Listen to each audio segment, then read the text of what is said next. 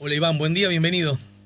Buen día, un gusto. ¿Todo bien? Todo bien, todo bien. Hoy más temprano hablábamos de cuándo alguien pasa a ser veterano. ¿Vos sos un veterano? Yo creo que a esta altura sí. ¿Cuántos tenés? 67. Bien, ¿y desde cuándo considerás que...? Y yo creo que arriba de los 60 uno ya se encamina. Ajá, ¿no? bien. Así que... En un país que particularmente, como tenemos una población muy envejecida, igual nos seguimos llamando muchachos, a pesar de cargar con algunas décadas, ¿no? Sos adolescente hasta los 30 y pico, ¿no? Bueno, la adolescencia claramente se extendió, ¿no? Porque Sí. los muchachos cada vez les cuesta más despegarse del hogar materno. Sí, es verdad, ese es otro fenómeno de carácter social, ¿no? Sí. Por lo menos en determinadas capas, ¿verdad? En determinadas capas sociales. Una de mis hijas decía cuando estaba estudiando todavía, mirá, si yo me voy a ir a vivir sola, a pasar trabajo,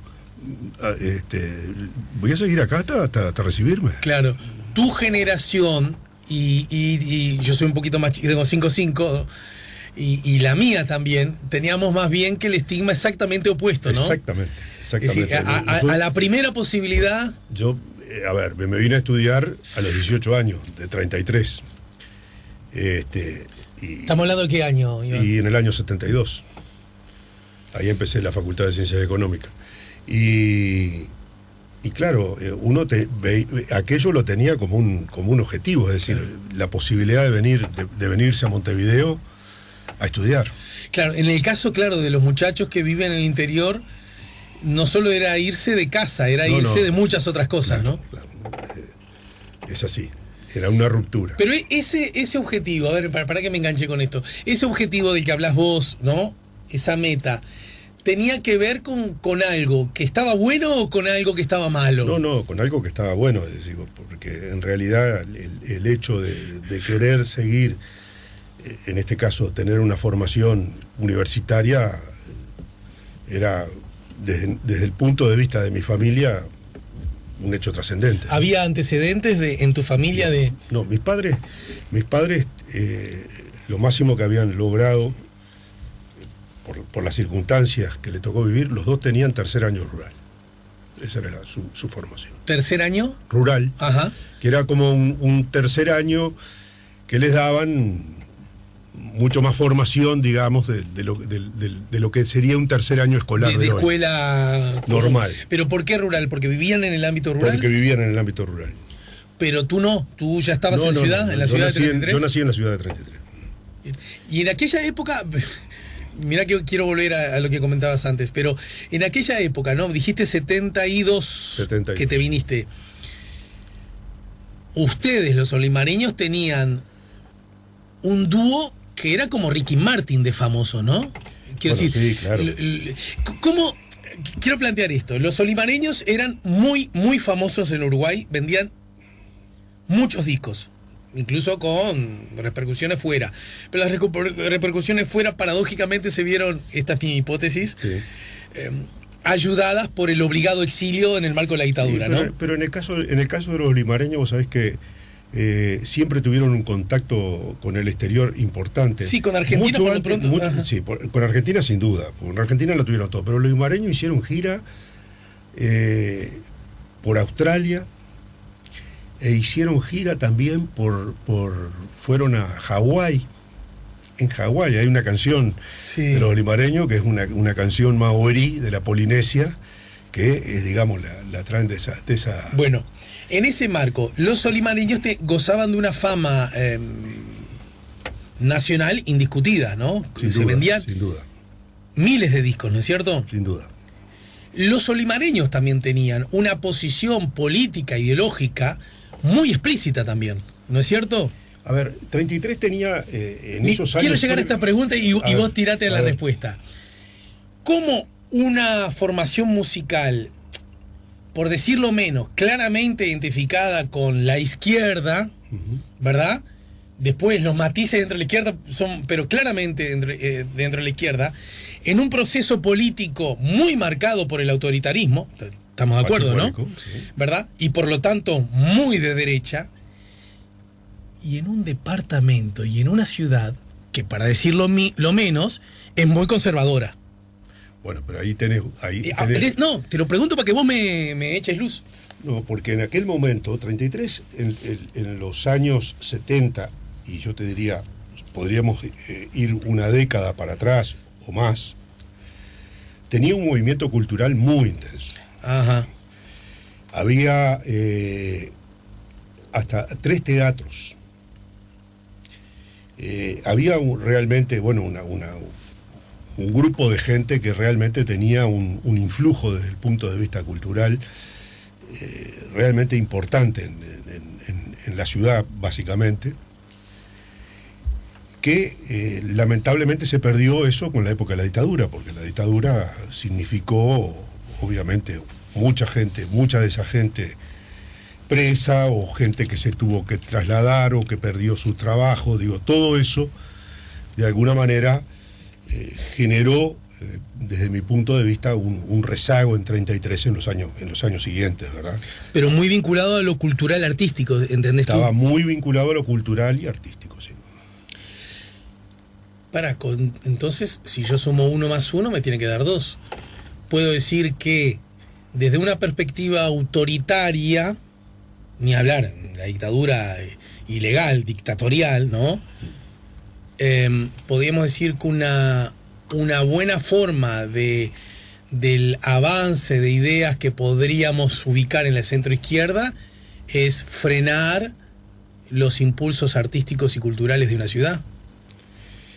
Yo creo que eso, a ver, fue más bien consecuencia que no sé, no puedo decir que haya sido un objetivo, pero sí fue una consecuencia. Eso es así. Terminó siendo funcional a... Exacto.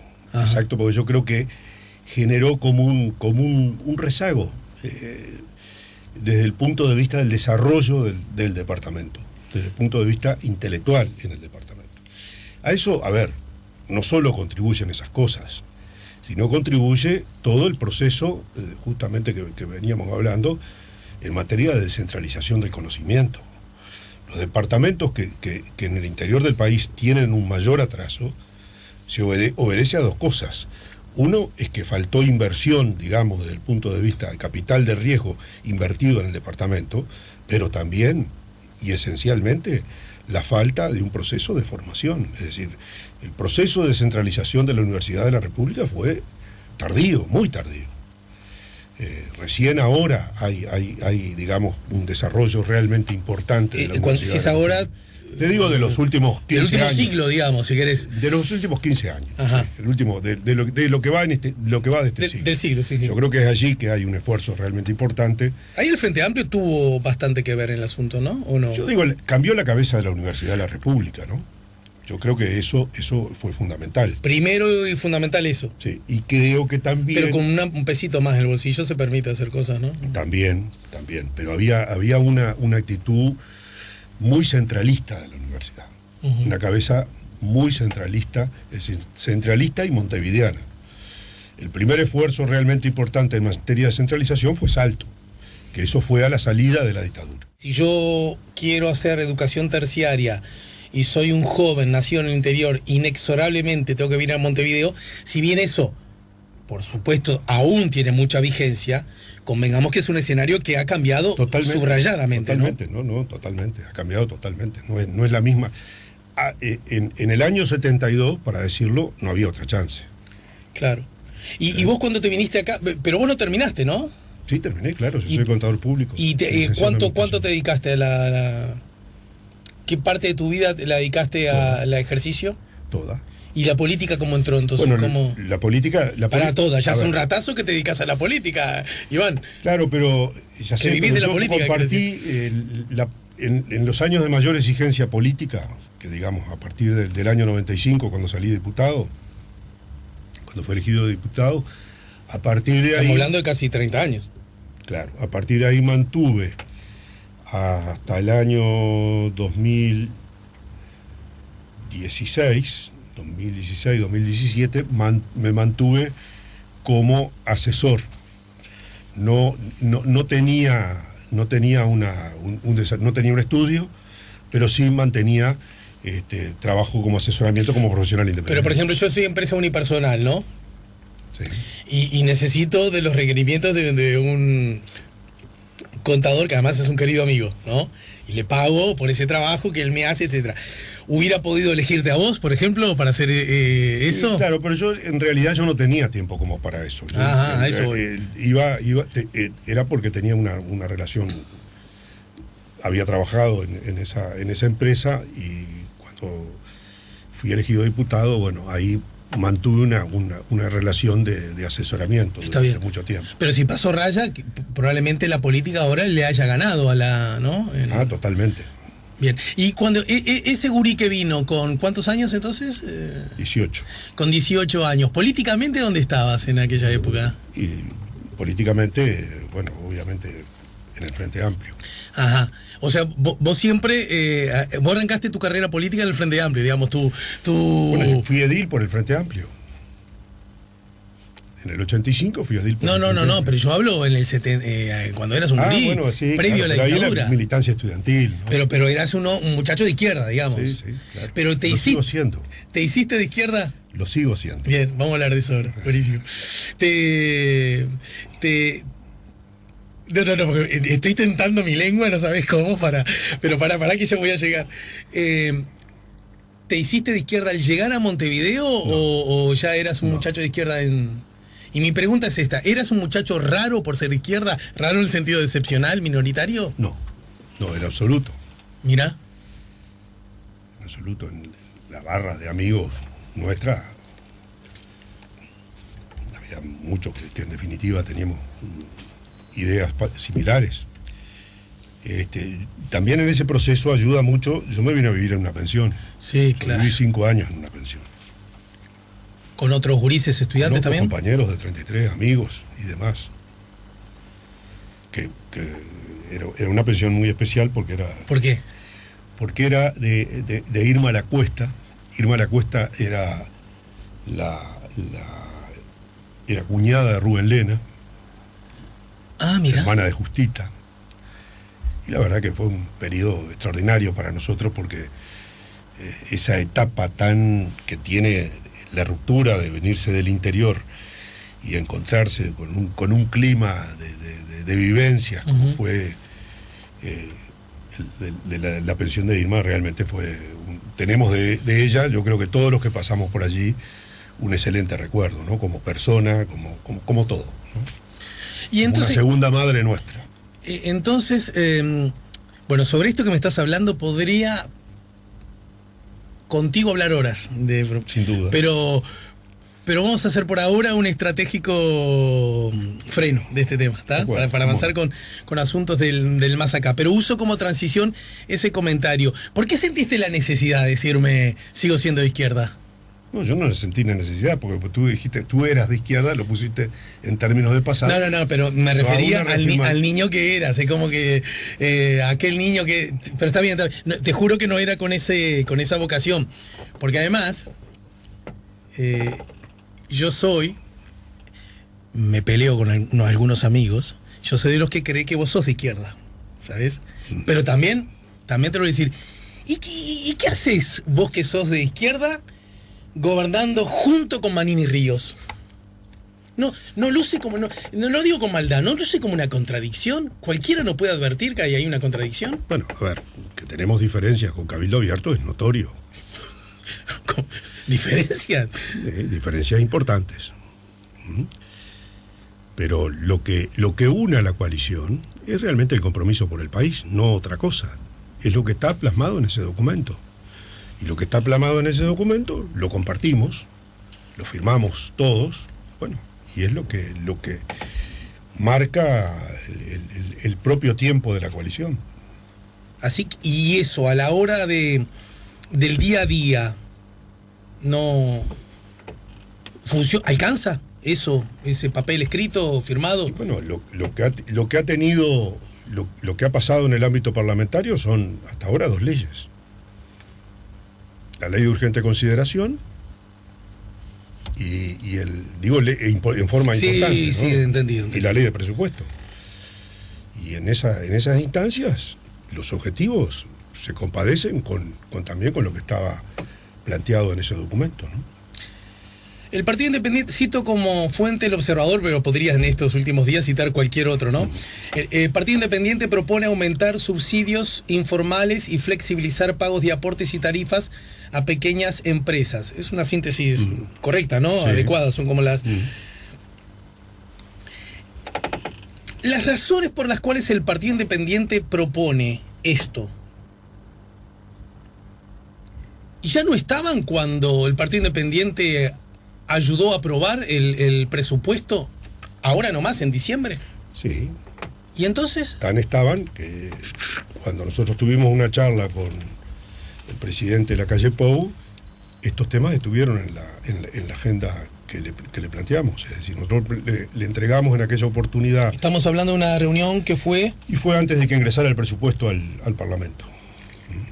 Pero ustedes, ¿estos conceptos ya se los tiraron a la calle? En el momento, los dos primeros temas que forman parte de este documento estuvieron en esa conversación. Estoy advirtiendo entonces que me estás diciendo, cuidado que somos socios de la coalición, pero que el presidente en particular, nuestro socio supongo, pero el presidente en particular, a ver si voy bien, no se entera por la prensa de nuestros pedidos. Por supuesto. Primero se lo dijimos a él, mira, pensamos esto y esto. Y eso es lo que corresponde, nos parece que... ¿Los otros hicieron lo mismo? Bueno, no sé. Pensé que como integrás la coalición sabrías. No puedo hablar por todos. No. Pero claramente es lo que nos parece que corresponde de poner en conocimiento del presidente estos mismos temas. Ahora se agregaron otros temas que están planteados, que son mucho más puntuales. Sí. Nosotros ahí planteamos en ese documento la posibilidad de un régimen de facilidades para los que se generaron atrasos al Banco de Previsión Social y a la DGI en el periodo que va de la pandemia, del 13 de marzo al 31 de diciembre del 2020.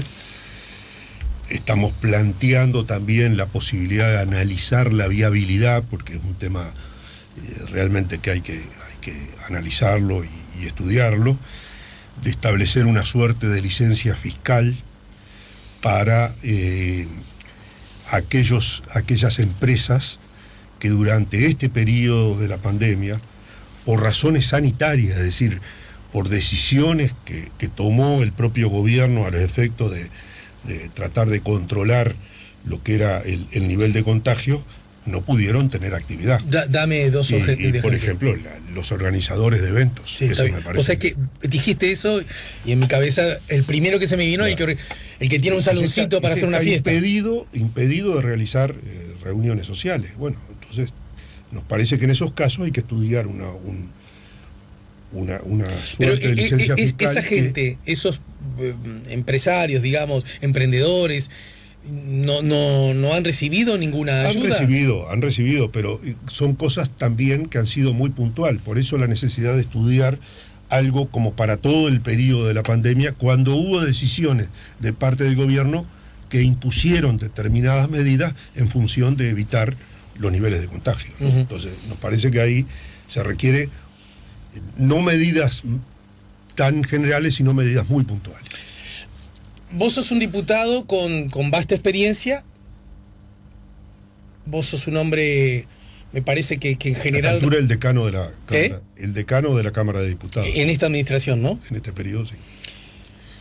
Sos un hombre entonces que ha sabido trabajar con gente con más experiencia que vos, con gente que recién arranca, con gente que está claramente a la derecha tuya, claramente a la izquierda, no, es decir, vos además, en general, porque has formado parte de delegaciones parlamentarias más bien cortas, ¿no es cierto?, las del Partido Independiente, es más, muchas veces has sido tú el único representante, ¿no? Un par de legislaturas.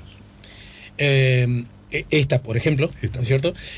Me imagino que te obliga a estar, a diferencia de otros, como más partícipe en más comisiones que otros, porque te ves obligado, ¿no es cierto? Sí, y en más temas, es un poco de sentido común.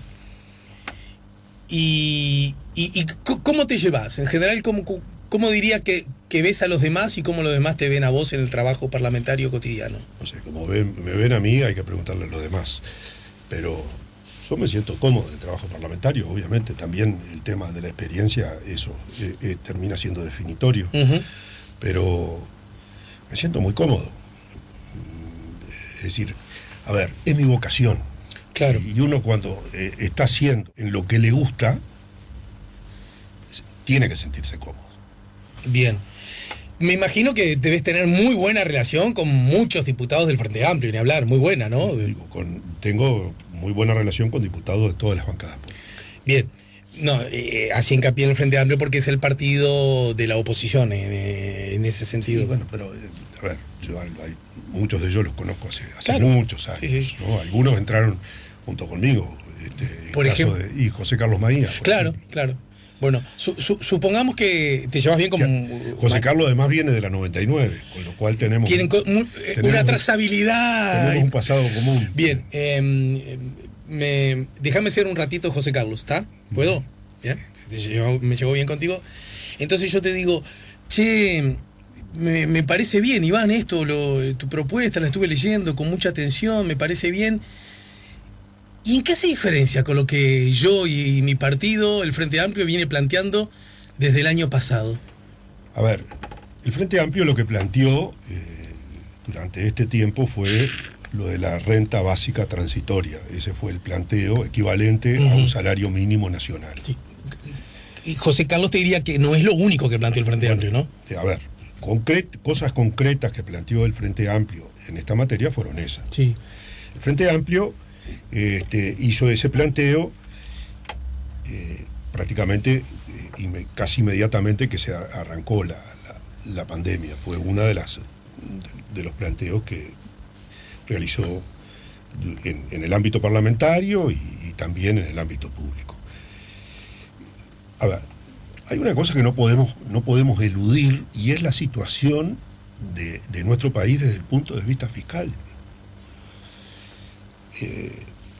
Realmente hay una situación desde el punto de vista un país que termina el año 2019 con casi 5 puntos de déficit fiscal en relación al Producto Interno Bruto, que eso le genera, digamos, restricciones desde el punto de vista del gasto, pero con otra cosa que además una vez comenzada la pandemia hay que tener en cuenta.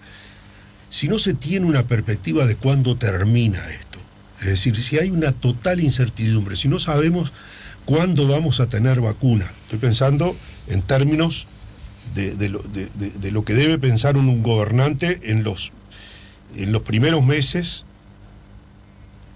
del año 2020, ¿no? Es decir, cuando comienza la pandemia, Sí.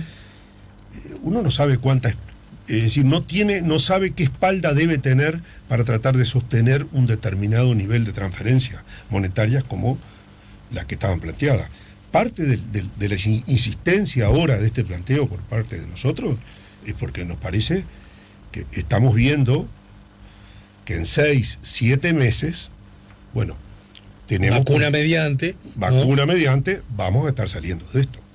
Y entonces tenemos una perspectiva cierta, relativamente cierta, de que el horizonte es un horizonte de 6, 7 meses. Pero entonces, si te entiendo bien, clarísimo lo que decís, Iván, si esa propuesta del Frente Amplio que arrancó apenas instalada, cuando la incertidumbre, que aún sigue siendo una gran dominadora de todo esto para el planeta, ¿no? Sí, sin duda. Pero en todo caso, casi un año atrás era mucho mayor. Exacto. Era total. Casi total, al punto tal que se decía que el tapabocas hasta podría ser malo, ¿te acuerdas, no? En ese arranque. Bueno, hubo, la variación que hubo en decisiones en ese periodo, cosas absolutamente contradictorias durante un tiempo. Bueno, la propia gestión de la Organización Mundial de la Salud, que fue notoriamente contradictoria, se dieron mensajes contradictorios durante 2, 3 meses. Sí. Bien, en ese contexto, entonces vos entendés por esta situación desde el punto de vista fiscal a la que aludías, que era un planteamiento que, aunque, a ver si lo resumo bien intencionado o con intenciones que no eran cuestionables, era difícil de llevar a la práctica. Si yo razono en ese contexto y teniendo en cuenta cómo ha cambiado la situación al día de hoy, bueno, pero entonces estaríamos en caso de esa renta, si la volviese a plantear el Frente Amplio, contar con el apoyo por lo menos tuyo. Porque ya se ve ese final del que hablabas. Es muy distinto lo que estamos planteando nosotros en términos de costo de lo que planteaba el Frente Amplio. Es más modesto lo de ustedes, mucho ¿verdad? Más modesto. Estamos hablando de una canasta básica, que es la que calcula el Instituto Nacional de Estadística, por debajo de la cual estás en indigencia. Es una canasta básica por persona, eso equivalen a 4.200 pesos, y estamos hablando de que esto se estaría brindando durante 3 meses a 300.000 personas, que es ese núcleo de trabajadores informales que no tienen, no figuran en los registros del Banco de Previsión Social, tampoco eran beneficiarios sus hijos de asignaciones familiares, ni tampoco... Digamos, la informalidad llevada a su máximo... Sí, y tampoco estaban en los programas del Ministerio de Desarrollo Social, es decir, los distintos programas que tiene el Ministerio de Apoyo. O sea, eran personas, porque acá yo creo que puede haber un error. Estas personas tenían ingresos, tenían un nivel de ingresos. Sí.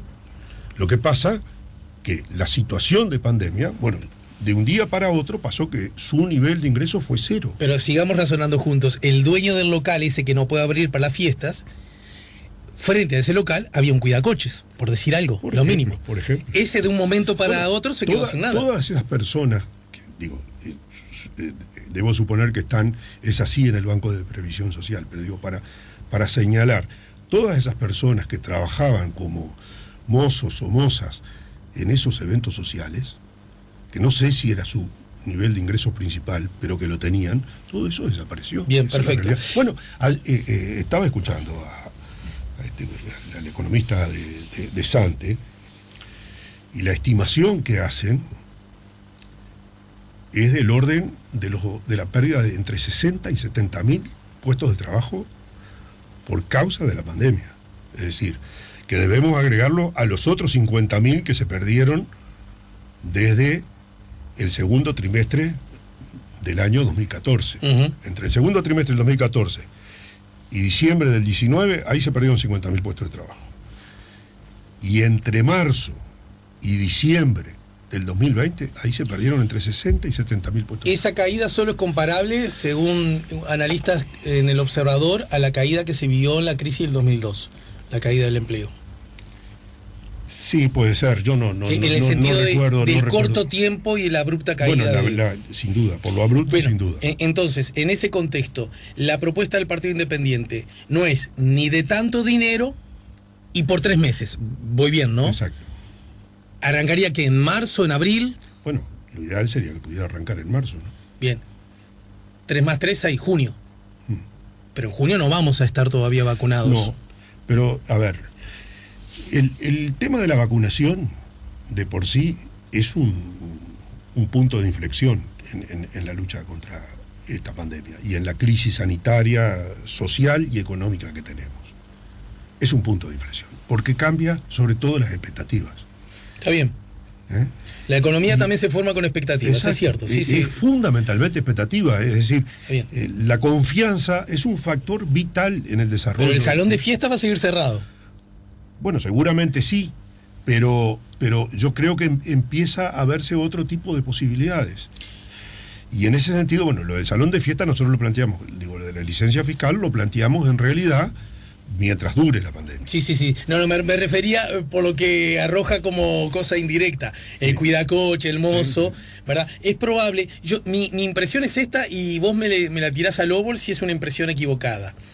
La propuesta que trae el Partido Independiente, que también en esa dirección, y ahora vamos a hablar de eso, lo ha volcado el Partido Colorado y lo ha expresado Cabildo Abierto, tiene que ver con un paradigma que se da de bruces, con una idea que se da de bruces con el paradigma con el que el gobierno accedió justamente al gobierno de la República, porque es aumentar el gasto, sin duda alguna. Claro, ¿verdad? Pero el gobierno tuvo una cosa, realmente en eso me parece que hay que destacarlo, porque fue una idea bien inteligente, y es distinguir entre el gasto permanente y el gasto transitorio. La creación del Fondo Coronavirus, con la idea de encapsular todo lo que refiera al gasto vinculado a la pandemia, fue un acierto, porque es de alguna manera, bueno, acá tenemos que gastar en función de una determinada realidad que es la crisis sanitaria. Y ese gasto está en esta cuenta, está separado. Uh-huh. Otra cosa son los objetivos de carácter permanente que se mantienen en materia de tener determinados resultados a nivel fiscal de forma estructural. Uruguay tiene una nueva institucionalidad fiscal y esa nueva institucionalidad fiscal supone determinados objetivos, el cumplimiento de determinados objetivos. Ahora, eso va por un camino y acá tenemos otro fondo que de alguna manera atiende la situación de excepción que vive el país. Y en ese sentido, tener en cuenta la frágil situación desde el punto de vista fiscal al que aludiste en el comienzo de la respuesta, que me parece no solo sensato porque es un hecho objetivo, sino además previsible de acuerdo que ese fue el discurso con el que se accedió a la presidencia de la República, ¿no es cierto? Uh-huh. Entonces nadie se puede sentir ni decepcionado ni engañado. Hasta ahí estamos de acuerdo. Estamos de acuerdo. Pero lo que acabas de decir es fundamental. El mundo cambió. Resulta que Uruguay, que lucía un déficit fiscal alto, ahora luce un déficit fiscal bajo si lo comparamos con el planeta entero. Entonces, obsesionarse con el déficit fiscal, la situación del déficit fiscal como objetivo, no deja en segundo plano la otra, y termino con la pregunta, no la situación de los números, sino la situación de las personas, de los seres humanos, de los compatriotas que ya hace casi un año que la están pasando muy mal. ¿Qué sentido tiene ser amables con el déficit fiscal si somos poco amables con los seres vivos? ¿Me lo decís luego de la pausa? Perfecto. Estamos conversando con Iván Posada. Estamos en el 98.7, nos acompaña la música de Buenos Muchachos que estarán hoy hasta el miércoles. De hecho, están desde el sábado hasta el miércoles en la trastienda a las 9 de la noche. Y van en el ex Cine Miami, ahí en la ex Sierra. En la ex Sierra. ¿No? Fernández Crespo. Igual vos le decís Fernández Crespo ya, ¿no? Sí, le digo Fernández Crespo. ¿Hay alguna calle de las que cambió el nombre que todavía le sigas diciendo la vieja usanza? Y bueno, propio es una que... Yo te iba a decir esa. Esa no solo vos. Nadie le dice Boulevard Valle Ordóñez en el sentido cotidiano. Sí, no a la hora de escribirlo en una tarjeta, claro, ¿verdad? Exacto. Propio y no Valle Ordóñez. A pesar de que vos con Valle Ordóñez me imagino que está todo bien, ¿no? Pero más que bien. Más que bien, ¿verdad? De los grandes, ¿no? Sí. Bien, volviendo al asunto. Está bien atender al déficit fiscal, y lo dije yo sin que nadie me lo recuerde, que no solo es noble desde el punto de vista del discurso político, sino que era esperable por parte del gobierno, del actual gobierno, si bien una coalición conducido por el Partido Nacional en general, por el herrerismo en particular. Está bien, a nadie puede llevar en sorpresa, pero como bien dijiste, ocurrió algo que no tiene antecedente histórico. Una pandemia que por definición abarca a todo el planeta a la vez, ¿no es cierto? Uh-huh. Y por lo tanto, algunas cosas que vos decías necesariamente tienen que cambiar. Seguir insistiendo que la situación fiscal, desde el punto de vista fiscal, nos frena para tomar determinadas medidas económicas, es sinónimo de dejar a muchos de nuestros compatriotas, igual que vos, igual que yo, igual que nuestros hijos, afuera de la fiesta de la vida. ¿Eso no es un golpe inmenso al estómago de la ética política? A ver, la ética política debiera empezar, es decir, en función de lo que es, de dar lo que uno puede, en definitiva, sea sostenible en el tiempo. Porque de nada vale hacer un esfuerzo extraordinario si después no puede sostenerlo. Uh-huh. La primera responsabilidad ética de un gobierno es que todo lo que en definitiva transfiera a la sociedad se pueda sostener en el tiempo.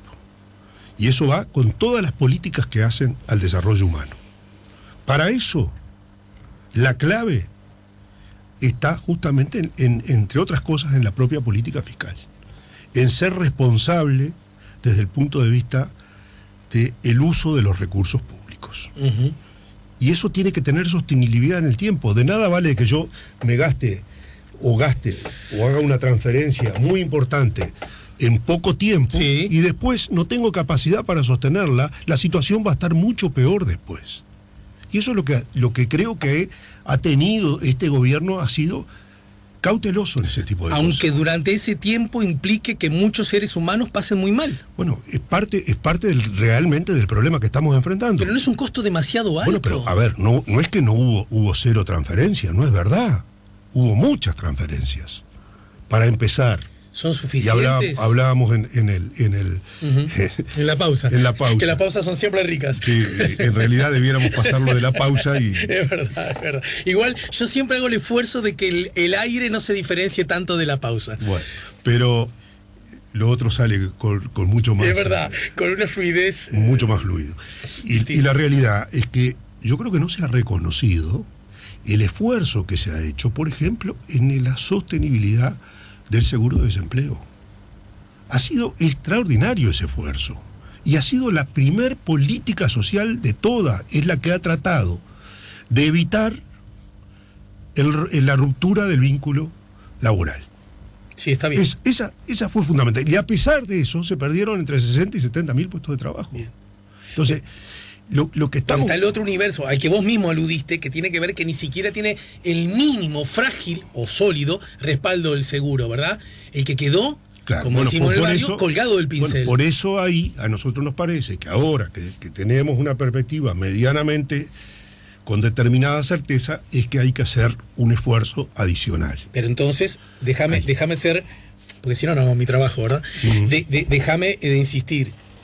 Si vos, Partido Independiente, hace este planteo, si Partido Colorado hace el planteo, si Cabildo hace el planteo, significa que entonces, no sé cómo, la conducción del gobierno se le estaba escapando la tortuga, porque sus tres socios se ven obligados en decir, che, tenemos que ir en esta dirección, porque si vos vas bien, si vos vas tranquilo, no necesitas que tus socios te lo digan.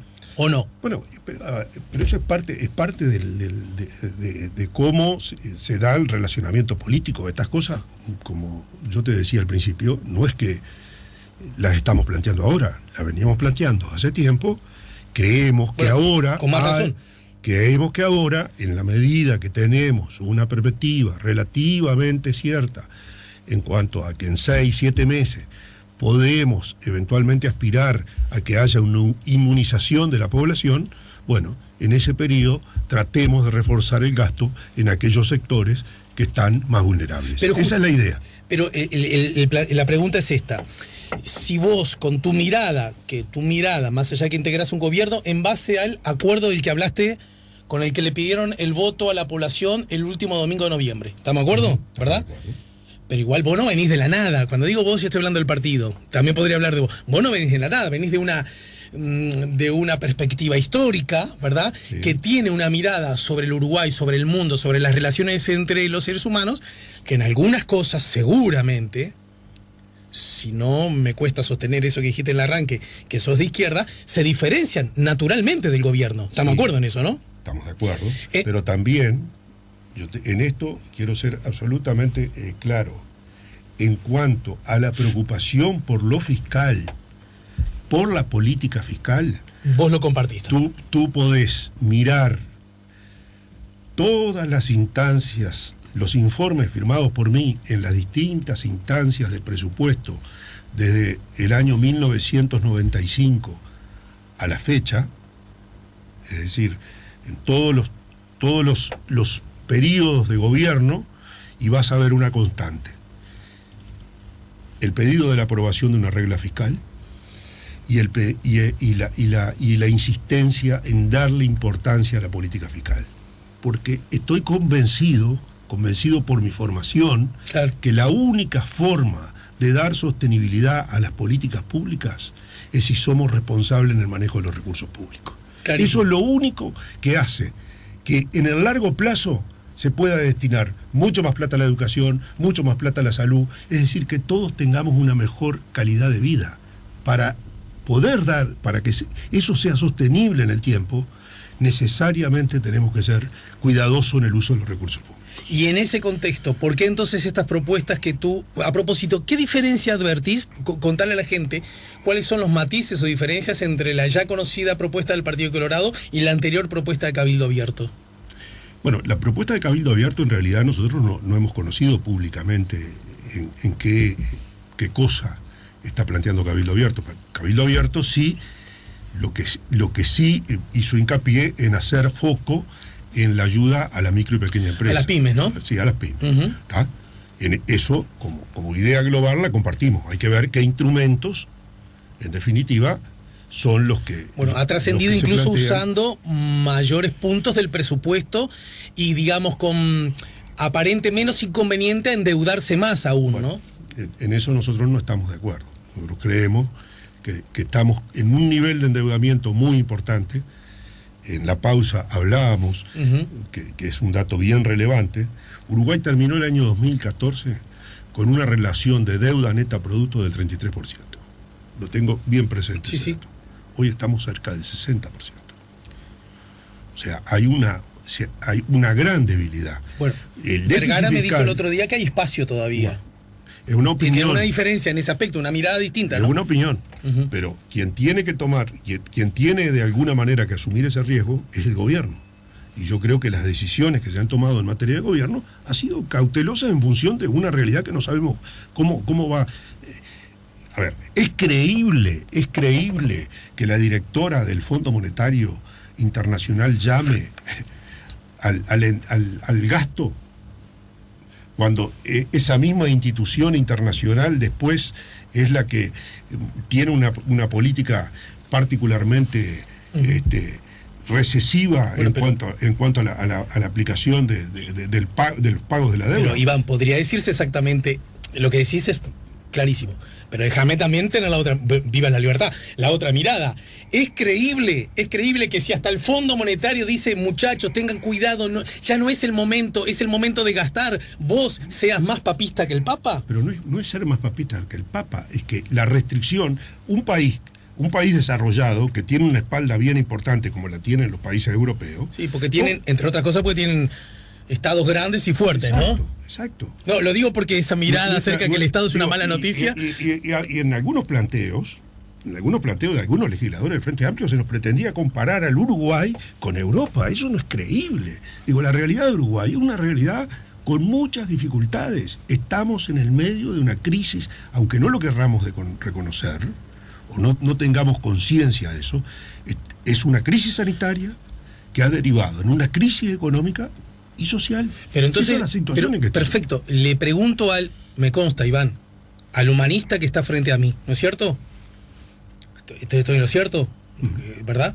Al hombre que vive los principios de la libertad, de la fraternidad, de la igualdad como principios rectores de la convivencia entre los seres humanos. ¿Estamos de acuerdo? Sí, de la búsqueda. Eso es lo que diferencia, para mí, en el sentido, en cuál es el sentido de ser de izquierdas, es la búsqueda de la igualdad en el punto de partida. Eso me parece que es el punto central que hace una definición. Los dos estamos en la misma baldosa, Iván. Bueno, los dos. Y por suerte muchas otras personas. En la misma baldosa. Esa es como la obsesión. Justamente cuando esa igualdad en el punto de partida no existe, es que necesitamos de la herramienta que nos da el Estado, ¿no es cierto? Exacto. Bien, perfecto. Y es el Estado el que tiene que hacer. Desde esa mirada, durante este casi año en el que todavía no están los datos de la pobreza, estudios de economistas, colegas tuyos del Instituto de Economía, dice que muchos miles de nuestros compatriotas están cayendo en la pobreza. ¿No deberíamos haber hecho algo antes para que eso no ocurra? ¿No es justo que gente igual que vos y que yo vivan la pobreza en el Uruguay? No es justo. Por supuesto que no es justo. Y deberíamos abrazarnos a la lógica fiscal sin tener en cuenta... Es que, a ver... Vos decís que es una falsa contradicción. Exacto. Porque el tema de que se puedan hacer ese tipo de políticas, de algún lado tiene que salir. Y Uruguay está con grandes restricciones desde el punto de vista fiscal, con grandes restricciones desde el punto de vista del endeudamiento. Porque pero según una mirada, hay otra mirada, ¿verdad? Esa mirada que se puede, lamentablemente, esa mirada que sostiene eso, fue la que vivió un periodo de bonanza extraordinario durante, entre el 2005 y el 2014, el Uruguay vivió un periodo de bonanza extraordinario desde el punto de vista del crecimiento de la economía. También un no periodo... hay parangón histórico del crecimiento a razón de una media de un 5% acumulativo anual. También un periodo extraordinario de baja de la pobreza, de baja de la exclusión. Pero digo, eso es lo otro que me parece que no se termina de reconocer. Es que parte del hecho de, y se insiste, Uruguay se lo compara, gastó menos. Pero gastó menos porque tenemos un gasto permanente en materia de seguridad social, porque tenemos un seguro de paro que tuvo estas características, porque tenemos un sistema de salud que, en particular, el Frente Amplio, con la reforma del Sistema Nacional Integrado de Salud, lo hizo mucho más fuerte. Bueno, todas esas cosas son las que suman para que Uruguay tenga la respuesta que tiene. Hablando de no reconocimientos que vos decís, y yo como ciudadano coincido contigo, que se reconoce poco lo útil, lo necesario y lo veloz con que se instrumentó la flexibilidad del seguro de desempleo. Habías dicho eso, ¿no? Sí. Yo estoy contigo y también estoy contigo en que no se reconoce lo suficiente. También, digamos, yo no veo a mucha gente del gobierno decir, che, macho, qué bueno que el Frente Amplio instrumentó el Sistema Nacional Integrado de Salud. Bueno, porque si le pedís reconocimientos a uno, le tenés que pedir reconocimiento a otro. La política a veces tiene muchas pequeñeces. Está bien. Lamentablemente. Bien. Lamentablemente. Pero a mí me parece que lo primero que debiéramos sentirnos orgullosos como uruguayos es que tenemos todo eso, que eso fue una construcción colectiva, porque en definitiva eso no lo hace un partido político, no lo hace un gobierno, lo hace la suma de varios gobiernos que durante mucho tiempo pusieron foco en este tipo de cosas. Uruguay tiene una larga tradición en materia social, de atención social, de seguridad social. Pero ahora me está diciendo que en el Sistema Nacional Integrado de Salud no es tanto mérito del Frente Amplio, entonces... Sí, te estoy diciendo, pero la tradición de la seguridad social viene de tiempo. Yo toda la vida tuve médico y nunca tuve sociedad médica. Toda la vida fui acá, a una cuadra, al Pereira Rosell. Bueno, toda la vida hasta que fui niño, ¿no? Sí, claro. Eso hace muchos años. Bueno, un poco menos que los de usted. Un poco menos que los de usted. Pero volviendo al tema, hay un asunto sobre... ¿Y del Partido Colorado? No hablamos de esa propuesta del Partido Colorado. Bueno, el Partido Colorado hace varias propuestas, ¿no? A ver, también hablan de endeudarse más. Hay un comentario explícito que hace el expresidente Sanguinetti. Sí. Yo tengo mis discrepancias con eso. Yo creo que lo importante es que tengamos la fortaleza y la responsabilidad, y que en lo que tiene que ver con el tema del coronavirus, el fondo coronavirus sea el elemento sustancial para financiar todas las políticas que se determine aplicar. Esta partida de 4.500 pesos durante 3 meses, alguien me puede decir... 4.200. Bien, 4.200. Alguien me puede decir, buenísimo que llegue. 4.200 pesos. Somos conscientes de eso. 3 meses. Sí, es por persona. Es decir, esto quiere decir que en un hogar, si existen 2 personas... ¿Cuánto suma ese gasto? Déjame ser 90 millones Azucena. de dólares. 30 millones de dólares por mes. ¿Sabés si yo soy el gobierno? Ya sé que me vas a decir, preguntáselo a ella.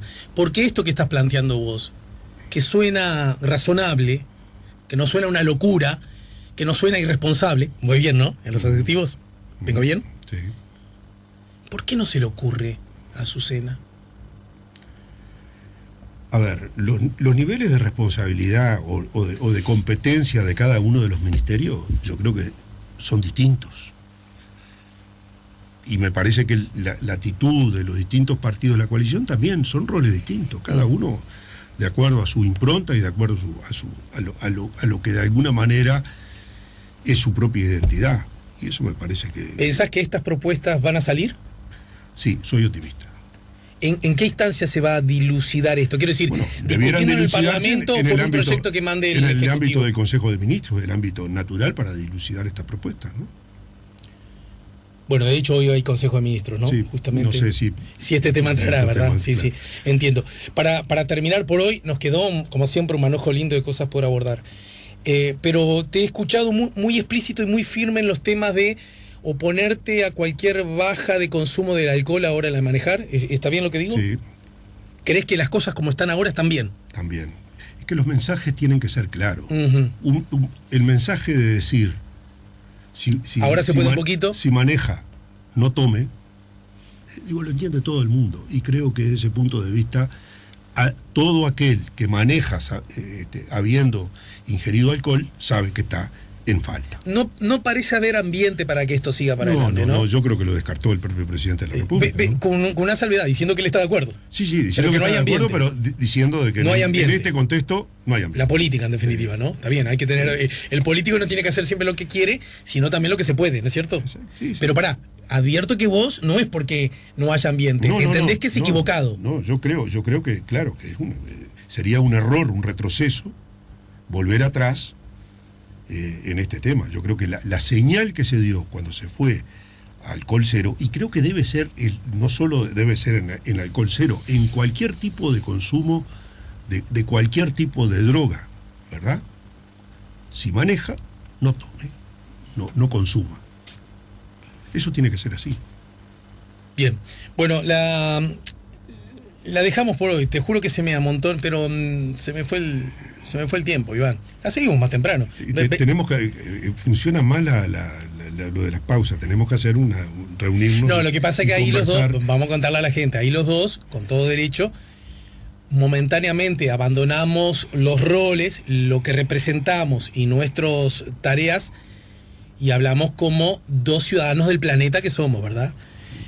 Y yo no tengo ningún problema, ningún prejuicio de decir que con muchas cosas históricas siento que estoy muy de acuerdo con las cosas que decís. Y también advierto algunas que son potencialmente contradictorias, como seguramente vos... Y esa es la humanidad también, ¿no? La marcha de la humanidad. Y eso también tiene que ver con nuestras formaciones.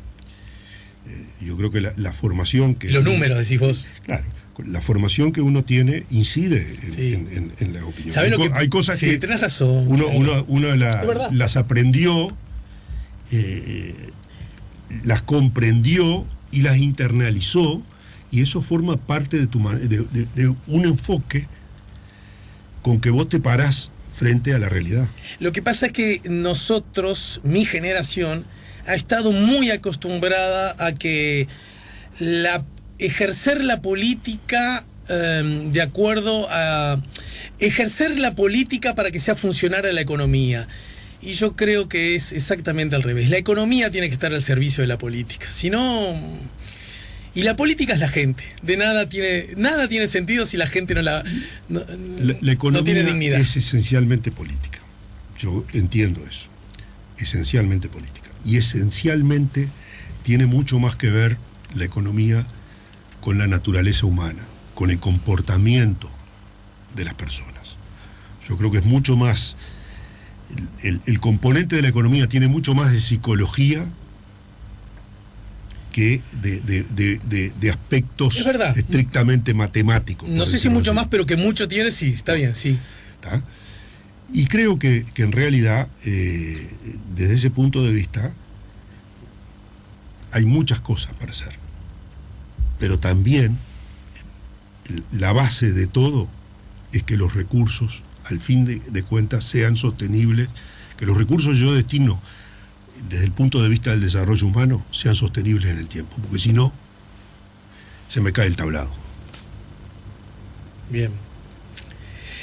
Tengo ganas de responder a eso, pero quiero ser amable y respetuoso con quién sos y con tu investidura, entonces la dejo por acá. Igual quiero hacer un explícito agradecimiento que sos un hombre de la política, sos un hombre que integra el gobierno, sos un representante y sin embargo nunca le tirás por lo menos a mí nunca me lo has hecho, nunca me tirás la chapa por encima y por arriba. La chapa, decís, callate vos que sabés de, ¿entendés? No, eso, en realidad... La esencia del diálogo es compartir con otra persona, partiendo de la base de que la otra está diciendo su sentir, su manera. No, y además que tenemos roles distintos en algunos momentos, ¿no? Sí, por supuesto.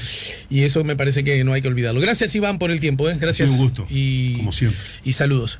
Iván Posada nos ayudó a poner la mañana en camino. Nos vamos a la pausa. Al regreso con Mario Cayota. ¿Estuviste junto con Mario Cayota en algún espacio político alguna vez, no? Cuando se fueron del Frente Amplio, seguramente. Sí. PDC y ahora estoy razonando. Claro, en el aire lo estoy razonando, claro, ¿no? Claro. PDC y la 99. Claro, cuando se formó el primer nuevo espacio. El primer nuevo espacio. Que esa fue una elección, yo siempre digo una elección, porque ¿cuántos votos sacaron en esa elección ustedes? En total fueron en el entorno de los 180.000 votos. ¿En porcentaje no te acordaste? En porcentaje fue alrededor del un 9%. Bien.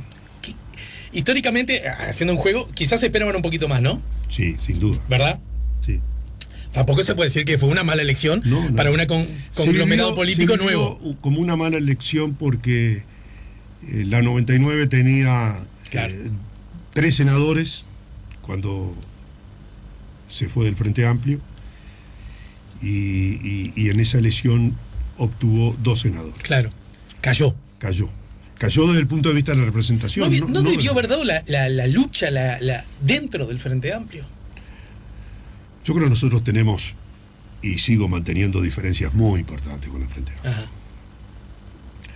Diferencias muy importantes de visión. En este tema del que hablamos hoy. Me decís eso y te digo, y estás gobernando con Cabildo. Bueno, pero yo te estoy diciendo la verdad. Yo te estoy diciendo lo que pienso. Sí, por eso yo valoro tanto.